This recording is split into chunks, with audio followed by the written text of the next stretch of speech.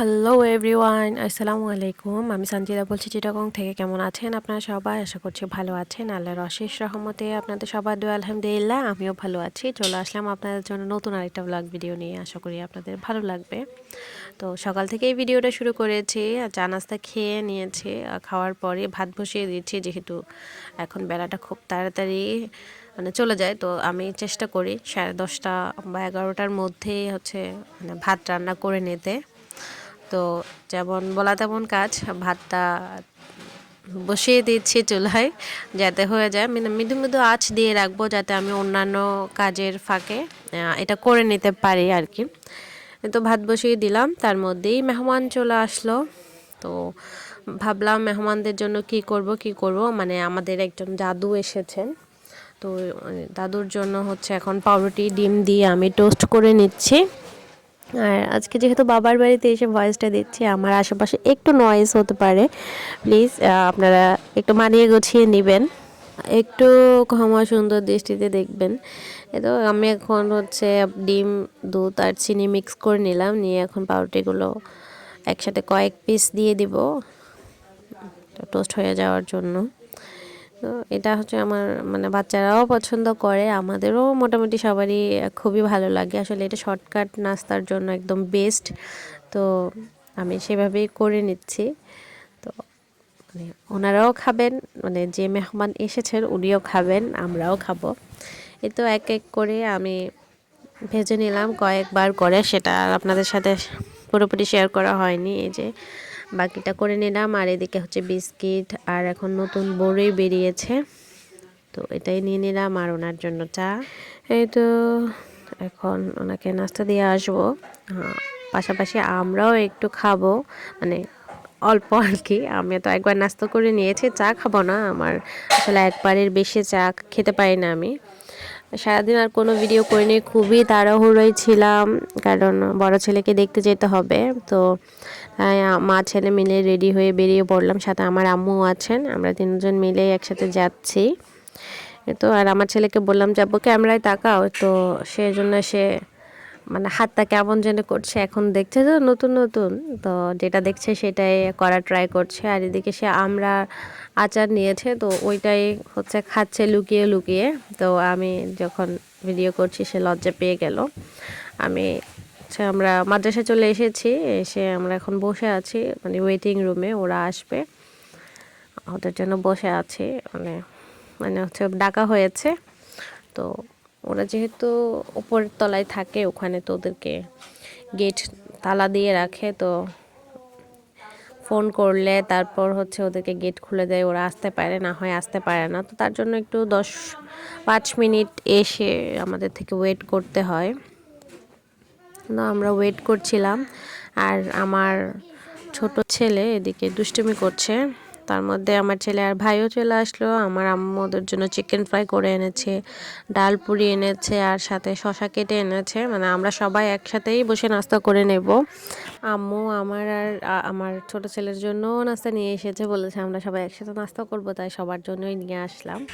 তো সবাই মিলে একসাথে নাস্তা করে নিলাম। এখন ওদেরকে একটু হাঁটাতে নিয়ে গিয়েছিলাম। তো তারপর ওদের প্রয়োজন অনুযায়ী জিনিস কিনে ওদেরকে আবার রুমে ঢুকিয়ে দিলাম, মাদ্রাসায় আর কি। এই তো এবার আমরা বাসায় চলে আসতেছি।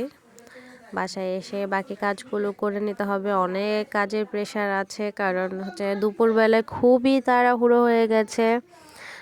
অনেক বলতে পারেন যে একটা হুড়োহুড়ির মধ্যেই চলে গিয়েছিলাম। তো একটু রুমও গোছাতে পারিনি, বিড়ালদেরকে ভালো করে মুখ ক্লিন করতে পারিনি। ওদের বাচ্চাগুলো দুধ খেয়ে মুখ টুক একদম কি বলবো, খুব কিউট লাগে ওই সময়, হলুদ হলুদ হয়ে থাকে মুখের পাশে। তো ওইটা ক্লিন করে দিতে হয়, না হলে একটু ডাটি ডাটি লাগে আর কি।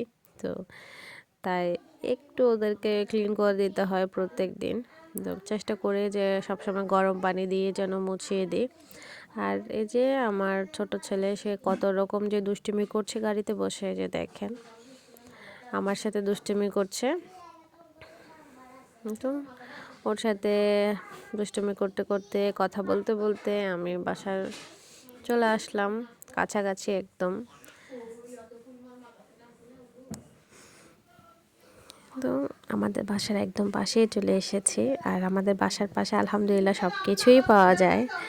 এসে বিড়ালদেরকে খাবার দেওয়ার জন্য একটু বাটিগুলো ধুয়ে নিলাম, হালকা একটু করে ধুয়ে নিলাম আর কি, বেশি।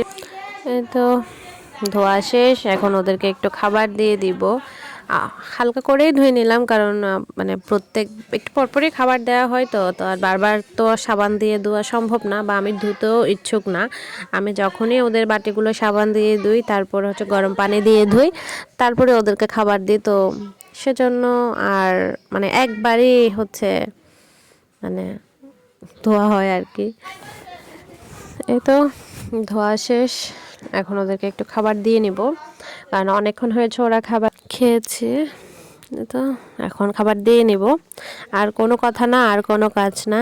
এখন খাবার দিয়ে সোজা আমি নিজে খেতে চলে আসবো, কারণ আমার খুবই খিদা লেগেছে।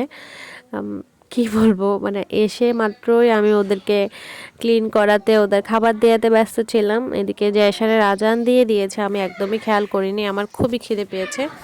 তো তাই আমি চা পরোটা নিয়ে বসে গেলাম। আমি চা খেয়ে নেব গরম গরম, মাইন্ডটা ফ্রেশ করব, তারপর হচ্ছে বাকি সব কাজ করে নেব।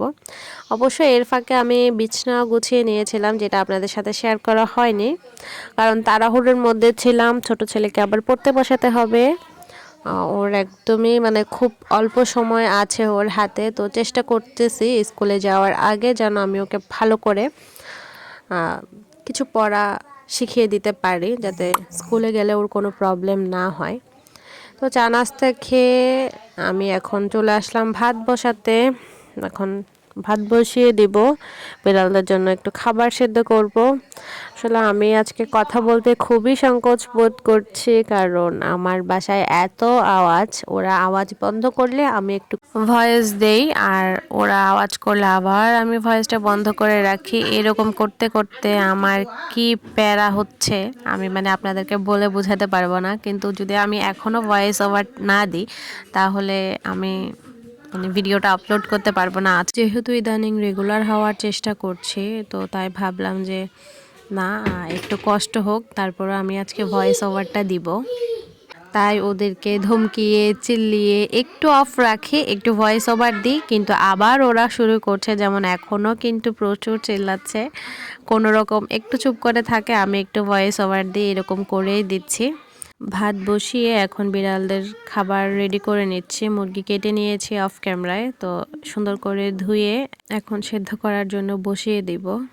ভালো করেই ধুয়ে নিচ্ছি, মানে প্রত্যেক দিন আমি যেভাবে ওদের খাবার দাবারগুলো রেডি করি আর কি, মাঝে মাঝে আপনাদের সাথে একটু শেয়ার করার চেষ্টা করি। আসলে জানি না আমার ভিডিওগুলো আপনাদের কেমন লাগে। আমার ভিডিও কেমন লাগে অবশ্যই আমাকে একটা কমেন্ট করে জানাবেন। আপনাদের একটা লাইক, একটা কমেন্ট আমাকে নতুন আরেকটা ভিডিও বানাতে অনুপ্রাণিত করে। আমার ভিডিওতে কোনো ভুল ত্রুটি থাকলে অবশ্যই আমাকে কমেন্টের মাধ্যমে সেটা ধরিয়ে দিবেন। আপনাদের মূল্যবান মতামত আমাকে জানাবেন, আমিও উপকৃত হব। দেখতে দেখতে ধোয়াও হয়ে গেছে, এখন সেদ্ধতে বসিয়ে দেব। তো আমি আরেকবার ভালো করে ধুয়ে নিচ্ছি, মানে একবার ধোয়ার পর কেন জানি মনে হচ্ছে না, আবার একটু ধুয়ে দিলে ভালো লাগবে। তো আরেকটু ধুয়ে একদম মানে পরিষ্কার করে নিয়েছি। মানে আছে না যে মন থেকে যে মনে হচ্ছে না যে একদম পারফেক্ট, তো ততক্ষণই আমি ধুই। আমি আসলে একবার দুইবার তিনবার এভাবে কিন্তু গনে গনে কখনোই আমার ধোয়া হয় না। আমার যতক্ষণ না মনে হবে যে একদম পরিষ্কার হয়েছে, পানিটা ফ্রেশ আসছে, ততক্ষণই আমি ধুই। তো দেখতে দেখতে ভিডিও শেষ পর্যায়ে চলে আসলাম। আমার ভিডিওটা ভালো লাগলে অবশ্যই একটা লাইক কমেন্ট শেয়ার করে দেবেন। আজকের মতো বিদায় নিচ্ছি, সবাই ভালো থাকবেন, সুস্থ থাকবেন। আল্লাহ হাফেজ, আসসালামু আলাইকুম।